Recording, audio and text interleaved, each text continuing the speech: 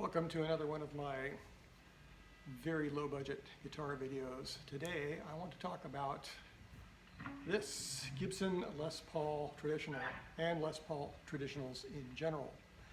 They seem to get a bad rap, and I am wondering why. By a bad rap I mean if you look on Craigslist or eBay, there's a lot of these things for sale. And the resale isn't that great compared to a Les Paul Standard. And they're pretty much the same guitar. I mean, really, the wood, the construction, the features, quality of how they're put together, things like the tuners, the bridge, pickups very similar, usually same quality. This one is a Les Paul Traditional Plus, which means it has fancier wood in the top. Maybe you can see that. Yep, it's a very impressive top actually.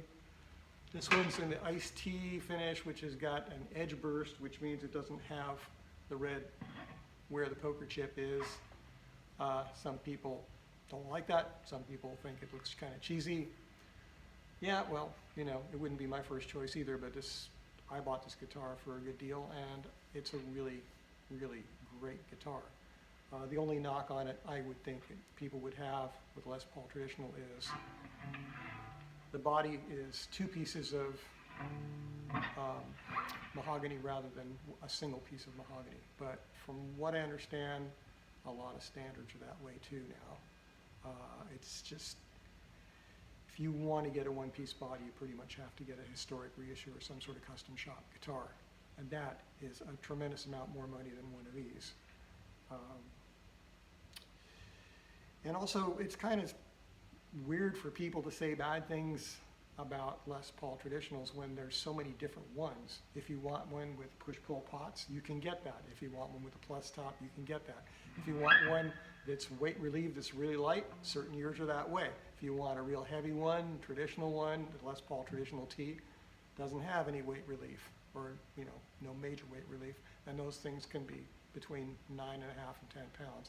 This one's a little over 9 pounds, so this one's kind of fairly light. It doesn't have like modern weight relief, it has what's called traditional weight relief, which is just a few little places that are knocked out in the mahogany. And I don't believe that it affects the tone or the balance of the guitar. Yeah, the only thing that's been changed on this one is the guy before me, or maybe two guys before me. I'm the third owner of this guitar, and it's a 2016. You know? Why did it get sold twice? I've had it for a couple years now, and I've played it live before COVID, and yeah, it's one of the best guitars I've ever owned. It's one of the best Les Pauls I've ever owned, and I've owned some old ones. So this one person put on a Faber bridge, a German bridge, which is an exact copy of an old ABR one, and a Faber tailpiece, which is a real light plated aluminum style, and then a yellowed toggle switch top and a plain truss rod cover, so that it appears to be looking like one of the historic reissues, but of course it's not. It's got the bigger headstock, it has a two-piece body, and also things like the edge of the fretboard. The binding is very square, whereas on a custom shop or historic reissues, the binding will be rolled over, filed over, and it's very, very comfortable and kind of inspiring to play a guitar that's been set up that way, like a historic reissue. But, as far as just playing guitar and making music with it,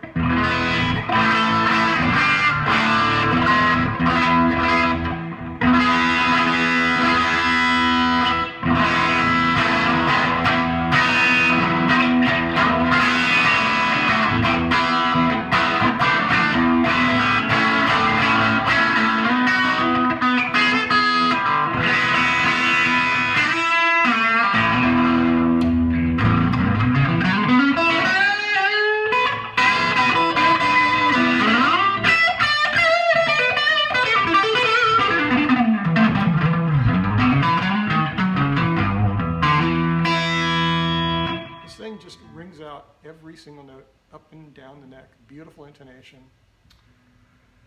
Oh yeah, the other thing was changed is somebody put on some historic knobs. That's another thing to make it look like, you know, a more expensive guitar. But I've played some custom shop guitars, and yes, they are nicer. It's a nicer feeling neck. I don't know, quality construction's maybe a little bit better, but what can I say? Les Paul traditional. You want to score something that's like a Les Paul standard and pay $400 or $500 less. This is your guitar. Change the truss rod cover, you have a Les Paul standard. It's that simple. Thanks.